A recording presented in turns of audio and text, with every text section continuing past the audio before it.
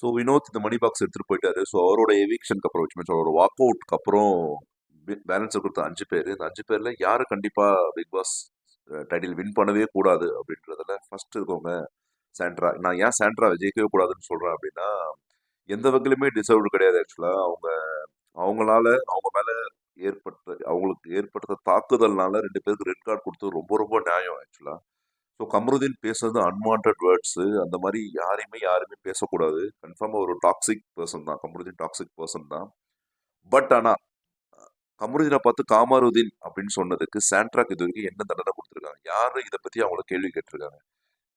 அவங்க 2 பேரும் red box கொடுத்து ரெட் கார்டு கொடுத்து அனுப்பிச்சாங்க. பட் இந்த கேள்வியே இது வரைக்கும் விஜய் சேதுபதி சாண்ட்ரா பார்த்து கேட்கவே இல்லை. பிகாஸ் லாஸ்ட் வீக் அவங்க பயங்கரமான பேனிக் அட்டாக்ல இருந்தாங்க. இந்த கேள்வி கேட்டால் ரொம்ப அப்செட் ஆயிடுவாங்க அப்படின்ற மாதிரி இருந்தாலும் விஜய் சேதுபதி கேட்காம இருந்திருக்கலாம். தென் எல்லாரும் சொல்ற மாதிரி அவரோட க்ளோஸ் ஃப்ரெண்டோட ஒய்ஃப்னால இத்தனை நாள் அது மட்டும் காரணம் கிடையாது. அவங்க சொல்றதுனால மட்டும் இவர் வந்துட்டு சாண்ட்ரா மேல பரிவு காட்டுறாருன்ற மாதிரி நம்ம சொல்லிட முடியாது. நம்ம ஷோ கண்டினியூவா பார்த்துட்டே தான் இருக்கோம் ஆக்சுவலா. சாண்ட்ராக்கு விஜய் சேதுபதி நிறைய சலுகைகள் கொடுத்துருக்காரு ஆக்சுவலா. எந்த விதத்துலயும் அவங்களை ஹர்ட் பண்ணவே இல்லை. மேபி அந்த பேனிக் அட்டாக்னால லாஸ்ட் வீக் வந்து அவர் அந்த கேள்வி கேட்கவே இல்லை. நீங்க ஏன் எல்லை மீறினீங்க அப்படின்ற கேள்வி இந்த வீக் அவர் கேட்க வாய்ப்பு இருக்குன்னு நினைக்கிறேன். தென் இவங்க இது வரைக்கும் இந்த டாப் 6 இருக்காங்க இல்லையா, இந்த டாப் 6ல எல்லாரும் ஏதோ ஒரு விதத்துல வந்துட்டு டாப் 6ல சாண்ட்ரா தவிர்த்து பேலன்ஸ் இருக்க 5 பேருமே ஏதோ ஒரு விதத்துல ஏதோ ஒரு விஷயம் பண்ணியிருக்காங்க. ஃபார் எக்ஸாம்பிள் அரோரா என்னதான் மிக்சர் சாப்பிட்டு இருந்தாலும் இந்த டிடிஎஃப் வின் பண்ண சொல்ல அவங்க பயங்கரமான எஃபர்ட் போட்டிருந்தாங்க. கானா வினோத் சொல்லவே தேவையில்ல. ஆக்சுவலா அஃபிஷியல் டைட்டில் வின்னர் என்ன பொறுத்தவரை அவர் ஆக்சுவலா அஃபிஷியல்ல ஆக்சுவலா எல்லாரோட பீப்புள்ஸ் வின்னர் கண்டிப்பா கானா வினோத் தான். ஃபார் இஸ் ஓன் சேக் நம்ம அதை பத்தி பேசுவோம். தென் விக்ரம் மேல நிறைய குற்றச்சாட்டு இருக்கு. நான் அவரை பத்தி அவர் குற்றச்சாட்டுல பேசுறேன். பட் ஆனா அவர் ஒரு கேம் பிளே பண்ணாரு. எல்லாரையும் மேனிபுலேட் பண்ணாருன்னு தாண்டி எல்லாரும் இன்ஃபுளுன்ஸ் பண்ணாரு. அவரோட டாக்கிங் ஸ்கில்னால அவரோட ஸ்ட்ராட்டஜிஸ் எல்லாமே ஒர்க் அவுட் ஆயிருந்தது. அவர் ஒரு டாக்கிங் பாயிண்டா இருந்தாரு. எல்லாரோட பெரிய பெரிய பர்சன்ஸ் கூட, அதாவது பிரஜன் கூட சண்டை போட்டாரு. அந்த ஒரு டாக்கிங் பாயிண்டாவே அவர் இருந்தாரு ஆக்சுவலா எப்பவுமே விக்ரம்.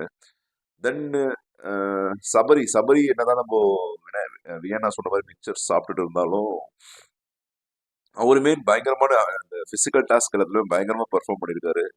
தென் நிறைய இடத்துல அவர் ரொம்ப ஹியூமனிட்டியா இருந்திருக்கு. அந்த சாண்ட்ராவை ஜெயிக்க வச்சதே அந்த சாண்ட்ரா டைம், அதாவது டிடிஎஃப் ஒரு இந்த டிடிஎஃப் டாஸ்க்ல ஃபைனல் டாஸ்க்ல காரை விட்டு இறங்கினதே ஒரு பெரிய ஒரு தகுதி அப்படின்னு சொல்றேன் நான். ஒரு ஃபைனலிஸ்ட் ஆகிறதுக்கு வின்னரை பத்தி நம்ம அப்புறம் பேசலாம். பட் அவர் ஃபைனலிஸ்ட் ஆகிறதுக்கு அதுவும் ஒரு பெரிய தகுதி. தென் திவ்யா கூட நமக்கு அவங்க மேல ஒரு சில குறைகள் இருக்கு. அவங்க யாருமே பேச விட மாட்டாங்க. அவங்க வந்து ரொம்ப ஒரு மாதிரி அவங்க தான் வந்துட்டு கரெக்ட், மற்றவங்க எல்லாருமே தப்புன்ற மாதிரி பேசுறாங்க தாண்டி ஷீஸ் அ போல்ட் கேர்ள் ஆக்சுவலா. ஒரு மாதிரி போல்ட் உமன் சாரி.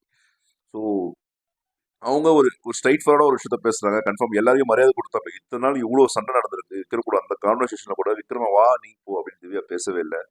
முக்கியமான விஷயம் சாண்ட்ரா அவங்கள பத்தி அகைன்ஸ்டா பேசியிருந்தோம். சாண்ட்ரா அவங்க அகைன்ஸ்ட் நிறைய விஷயம் பண்ணியிருந்தோம். அவங்க அந்த விஷயத்த அவங்க வந்து ரொம்ப சிம்பிளா வந்துட்டு கடந்து போயிட்டாங்க ஆக்சுவலா. சாண்ட்ரா கூட அந்த விஷயத்த அவங்க பெரிய டாபிக்கா கொண்டு வரல. தென் சாண்ட்ராவை கீழே தள்ளி சொல்ல பார்வதி கூட ஒரு பெரிய ஒரு சண்டை போட்டுருந்தாங்க. இந்த ஏதோ ஜெயிக்கிறமோ தோக்குறோம் நான் சண்டை போடுவேன்ற மாதிரி சண்டை போட்டாங்க. ஸோ அதுக்குமே அவங்க ஃபைனல் போறதுக்கான தகுதி இருக்கு. லாஸ்ட் ஃபைனல் விக்ரம் சொல்லிட்டேன், எல்லாரும் சொல்லிட்டேன். யா ஸோ சாண்ட்ராக் ஏன் இல்லை அப்படின்னு வந்து பார்த்தீங்க அப்படின்னா, ஃபர்ஸ்ட் ஆஃப் ஆல் அவங்க அப்புறம் இதில் டெம்ப் பண்ணதான் ஓவரா பேசினாங்க. அவங்களுக்கு சும்மா பேனிக் அட்டாக் வர வாய்ப்பு இருக்கு. ரொம்ப அன்வான்ட் வேர்ட்ஸ் யூஸ் பண்ணுவாங்க. நம்மளுக்கே ரொம்ப கொதிச்சது. அவங்களுக்கு ஃபர்ஸ்ட் பேனிக் அட்டாக் வரைக்குமே ரொம்ப உண்மையான ஒரு விஷயம். ஆனால் அதுக்கப்புறம் அவங்க செகண்ட் பண்ண விஷயம்லாம் ரொம்ப ரொம்ப ஆர்டிஃபிஷியலா இருந்துச்சு. தென் அவருடைய ஹஸ்பண்ட் ஆக்சுவலா ஆல்ரெடி அவருக்கு ஒரு கெட்ட பேரு. அவர் இப்போ லேட்டஸ்டா கொடுத்த பேட்டி எல்லாத்துலயும் எப்படி சொல்றாரு அப்படின்னா, இவங்க 2 பேரும் பெரிய தப்பு பண்ணியிருக்காங்க. அதே சேம் டைம் சாண்ட்ரா வந்து ஏதோ அவங்க ரொம்ப புனிதமானவங்க, இவங்க 2 பேர் தான் ரொம்ப கொடுங்கோலானவங்க அப்படின்ற மாதிரி பேசுவாங்க. கொடுங்கோலானவங்கன்றது உண்மைதான். இவங்களும் கொஞ்சம் ஒரு புனிதமானவங்க கிடையாது அப்படி சொல்லலாம் மேபி. ஸோ யா நான் சொல்ல வந்த விஷயம் கண்டிப்பா சாண்ட்ரா ஃபைனலிஸ்டா விச் மீன்ஸ் பிக் பாஸ் வின்னரா ஆகிடவே கூடாது.